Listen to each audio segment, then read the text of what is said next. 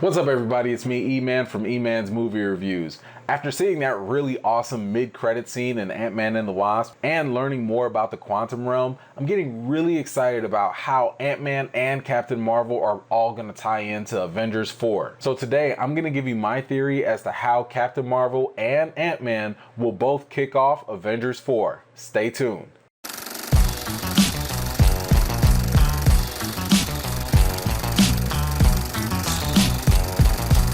If you haven't already, please go ahead and click on the subscribe button, and while you're at it, click on that little bell too.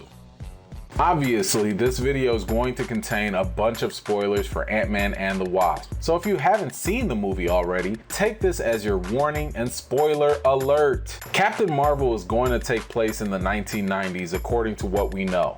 If I had to guess, I would assume that we'll get a pretty standard origin story for Captain Marvel. We'll see how she meets the first Captain Marvel, who's going to be played by Jude Law. Then maybe we see how she gets her powers, her battle with the Skrulls and Kree, and how she forms a friendship with S.H.I.E.L.D's top agent, Nick Fury. Speaking of Fury, it was mentioned that in the Captain Marvel movie, we'll see him when he's a lot younger with both eyes. Not only do I think that we'll see him lose his eye, but if we recall from Captain America Winter Soldier, Fury mentioned that the last time he trusted someone, he lost his eye. So remember to keep an eye out for who Fury trusts in the next Captain Marvel movie. When it comes to the MCU films, especially the origin stories, Marvel likes to keep the main body of the film to be more like a standalone movie. But of course, there will always be a couple name drops or connections here or there to let you know that it's still within the MCU shared universe. But when it comes to major setups or connections, the post-credit scenes are the usual home run hitters. So for my Captain Marvel theory, I would guess that there are two post-credit scenes at the end of the film.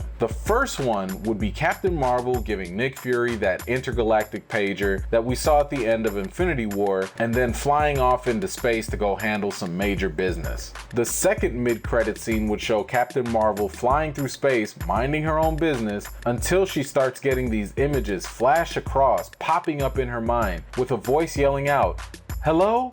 Can you hear me? Help me! My name is Scott." Then scene.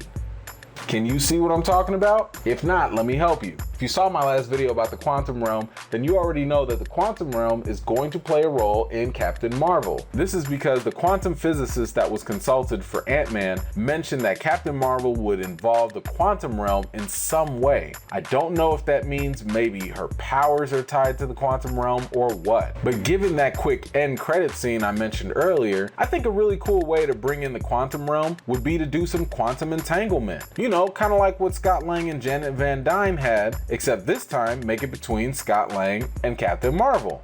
But how could this tie into Ant-Man and the Wasp or Avengers 4? Well, let me tell you how I think Ant-Man is going to kick off the very first scenes of Avengers 4. I think we pick up Avengers 4 right where we left off Scott Lang in the quantum realm. Maybe we get a quick flashback of Janet warning Scott to stay away from the time vortex in the quantum realm.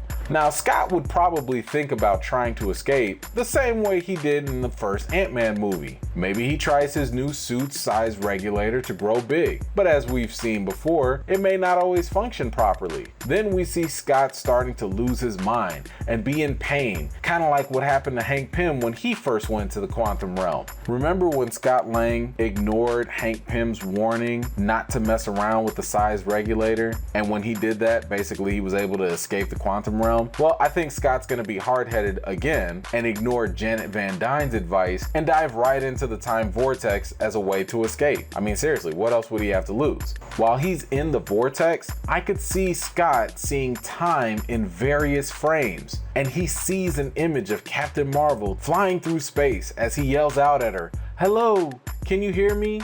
Help me, my name is Scott." Then Scott lands back on Earth, except this time in a world many years into the future. Now, as reports have been coming in and set photos released, we can presume that Avengers 4 is going to deal with some time jumping. At this point, I think that Scott would be in a state of confusion, as he'd be back in a world that he kinda sorta recognized, but obviously is pretty different. So I think the first thing he'd do is go back home to find his daughter Cassie. When trying to meet her, he meets a much older Cassie Lang, who who may be posing as her comic book alias, Stature, or Stinger, or Ant-Girl, depending on whatever Marvel wants to call her. Anyway, Cassie will probably be the one to tell Scott that everyone just turned to dust and the Avengers were gone, and everyone thought that Scott was dead too. She'll probably give Scott some type of pep talk and tell him that he's got to go save the world and help the Avengers. That'll prompt Ant-Man to go see Tony Stark and try to fix whatever's happened. Since Ant-Man knows how to break into high security level places, he can break into Stark Tower and meet Tony.